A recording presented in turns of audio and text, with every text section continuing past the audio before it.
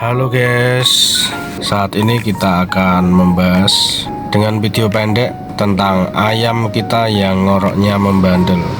Terkadang kita sampai pusing dengan ayam yang lama ngoroknya, padahal yang lain sampai 3 hari paling sudah sembuh, tapi ada yang 2 minggu bahkan sampai 1 bulan masih tetap ngorok. Nah, beginilah caranya.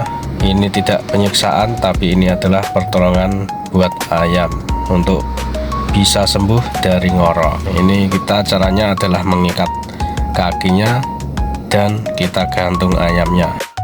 Tunggu beberapa menit, 3-5 menit, nanti lendirnya itu akan menetes.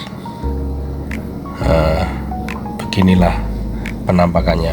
Kita bisa mengambil tisu, menggunakannya untuk mengelap di celah-celahnya, di dalam mulutnya, rongga. Nah, habis itu kita bisa ambil ayamnya dan kita saksikan suaranya apakah masih ngorok.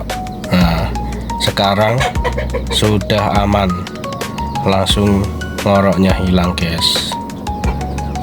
Oke, begitulah cerita video pendek tentang ayam kita yang ngorok. Terima kasih.